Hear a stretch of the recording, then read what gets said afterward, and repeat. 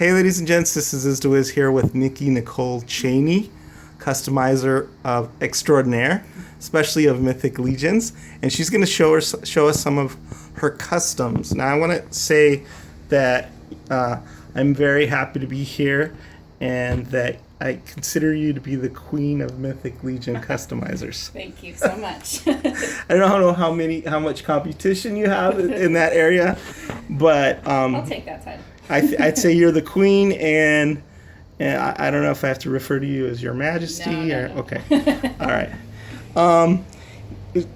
Show us, tell us what we're looking at here. Right. So this is my Glacier dwarf group. I have the two guys up front, the Glacier dwarf king, and his general. These are both Castle of Power heads. Matt O'Toole does amazing work, and so. Not a lot of customization was done on these, just more character creation. Right. And I do have a whole squad of silver dwarves that I'll set up eventually, but that's going to be the Mithril army. This looks amazing. I love how they're all color coordinated and they're all silver, and beautiful job. And those heads you said were already painted. That's right. So this was more of a plug and play, but Exactly. I mean, what I really like about your army building is that you know all the characters kind of fit together, and I think this is no exception. So are some of these like debuts that haven't been shown before? Right. I haven't photographed either of these two for my Instagram or on the Mythic Legions Cabal group. So hopefully debut. I'll be able to upload this in time so that it'll be a worldwide premiere. But very, very cool. So why don't we bring down some of the other ones that you want to show off? Sure. And did you do this diorama too? No, this was Dennis Derby. From the his handle on Instagram is at City of Gray Harbor. The table is also Castle of Power Matt O'Toole. So I use this stage as a photography stage. Yeah. All right. That so looks here amazing too. we the have snow leopard. Snow leopard.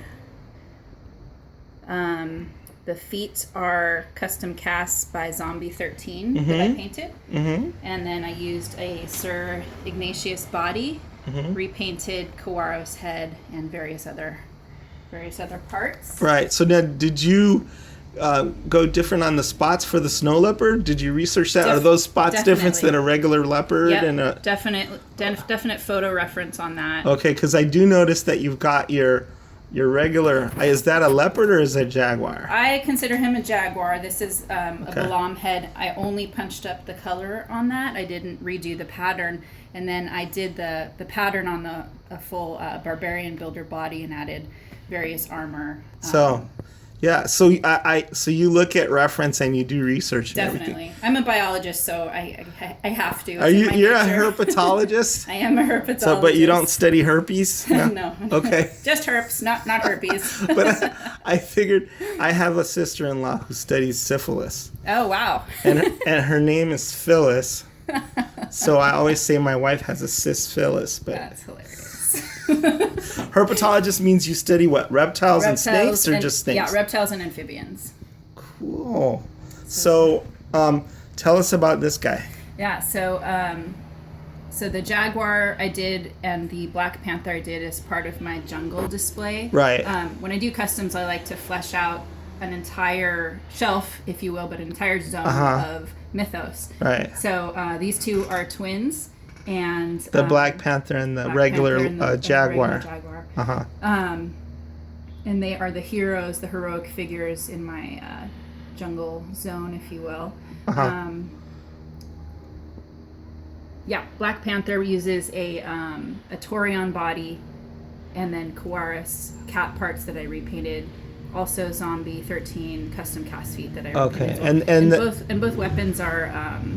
Sebadom, my action figure customs on. Okay, so I mean it's a collaboration with a bunch of very talented people, which is I think what makes Mythic Legion so great is definitely it becomes greater than the sum of its parts even sometimes when you have a lot of people with. So you did the painting on this weapon as well? Right. Yeah. So that's exquisitely detailed. Thank you. And I have to say your color choices are spot on. Thank you. Awesome. I really don't love painting weapons as much as I do,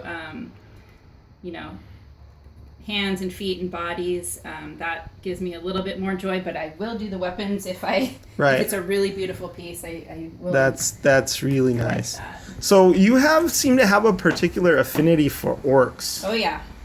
What's behind that? Probably my love of World of Warcraft. I've always played Horde side, and so that's probably why I like them so much. And in various movies, they haven't really paid much attention to diversifying them or talking about their culture at all. They're just kind of big baddies, and so I like to build those stories in and differentiation of different types of orcs into my little imaginary world here.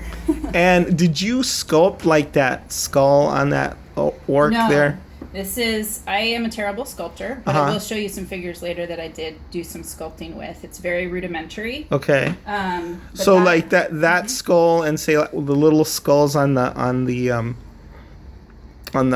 neck piece. Yeah. So or the necklace. The necklaces and various clothing items you see are from NECA Predator figures. Okay. The head on all these orcs, except for the Mohawk one, are 3D prints by Arlen Pelletier. So where did the Mohawk one come? Because he definitely stands out. That's Big Head Studio Customs. He would sell his stuff on eBay. I'm not sure who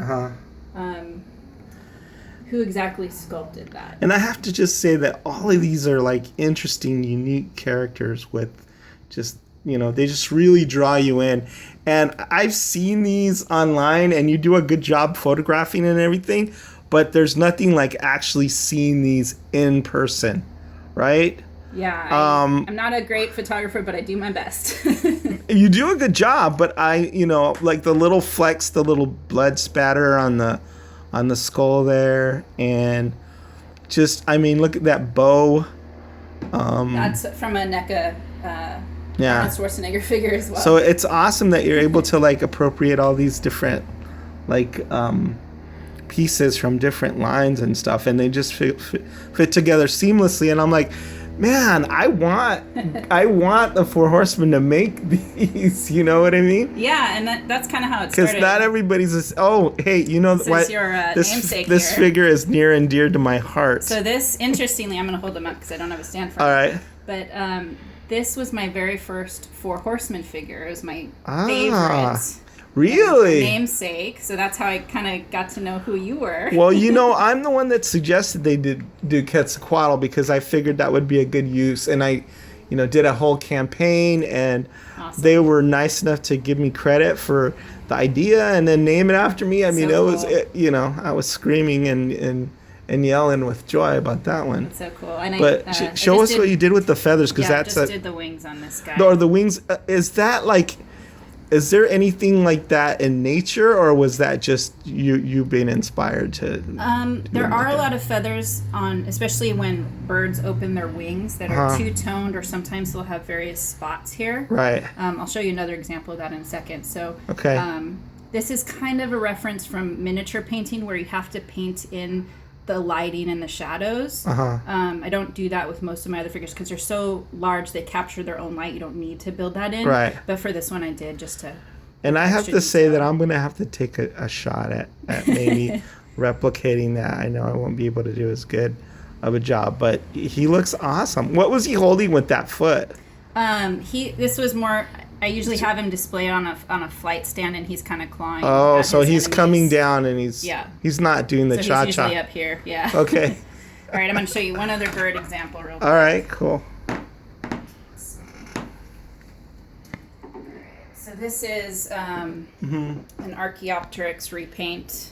Oh, wow. So I did this guy more to what science is now telling us that the Archaeopteryx and kin looked like. And do they know?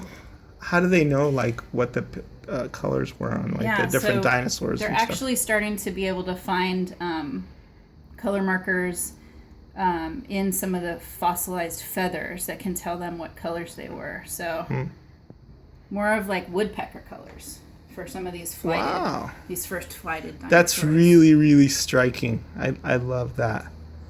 And then I guess you've done the scientific research. So Yes. I kind of nerd out on that stuff. very cool. All right. Well, what else you got? I got a lot. Hang on. All right. All right. So this. And you were kind enough to do this even though you're in the middle of a move. So I appreciate that. Yeah, there's certain things that are packed up. And it's probably good that you're moving so that like you don't have a bunch of random strangers showing up like Yeah. I don't know, have you, because you're being kind of a unicorn, have you gotten any like online marriage proposals or anything yet? Or? There's been a couple weird things that have happened. I do need to be careful. I am conscious about that and putting too much information out there. Yeah. You have to be careful. Because I'm sure guys are like, oh, she's a girl and she likes Mythic Legions. Oh my God. Right? I know, so tell us about this guy. Yeah, I really, really, really wanted a beholder because as a kid, I was super into D&D. Needed one for Mythic Legions. So there is a guy on the forum, and I cannot remember, Visionary on the forums. Yeah. He posted a picture of a Doom Cacodemon coin bank, which is like a bright pink thing. And he said, this would make a cool beholder. And I was like, yep, I'll take that challenge. So he inspired you. Hey, Visionary, shout out. You actually, look at this. He is amazing. So I sculpted, again, rudimentary sculpting all the eye stalks. He originally came with horns. I think your rudimentary sculpting was perfect for this because... Thank you. Right? Because he's such like a blob of just undulating like tentacle stalks or whatever, right? Yep. Very cool. And great job painting. And Thank you. He looks super amazing. And I better go look on eBay to see if I can get one of these banks. It was a bank? Yeah, it was a coin bank. Another orc. We got some Tundra orcs. So I did these a long time ago. These will battle the Glacier dwarves that are right behind them. Okay. I have a wolf mount for that guy, but he's already packed up. So do you do like fan fiction too, or is it just in your head? I do. I write some bios. Where did you get like the wolf headdress? Yeah, so that's from an older Warcraft figure. Oh, okay. They did some amazing stuff for Warcraft, but they didn't articulate very well, as I recall. Exactly, more sculpture-like. The base bodies on these two larger orcs are a NECA thrall figure. I recognize the feet. Yeah, and then various fur pieces and fodder bits. The skirt I cut and tailored myself. So let me ask you this. Mm-hmm. If you were in Mythic Legions, what would you be? What would I be? I'd definitely be some sort of rogue. Rogue? Because that's usually the character. I thought you'd go for orc. Because you seem to love the orcs. Definitely not. Okay, rogue. All right, cool. So, let's see, anything else? The table's really filling up. Yep. We got the orc vampire. Oh, wow. I don't remember seeing that one. That was one of my first ones that I posted on my Instagram a little over a year ago. So I kind of just cut out a lot of fodder pieces to put together his face mask. Mm-hmm. Wanted him to be really imposing and intimidating. I don't love to paint whole Mythic Legions bodies because I don't like sanding the joints and all that. So I don't really do that anymore. This was... but you did that back in the day. Yeah. Cool. But no longer. Wow. All right. You know what? I'm going to stop the video now and then maybe do another one. Great. So that people have to come back for more. How does that sound?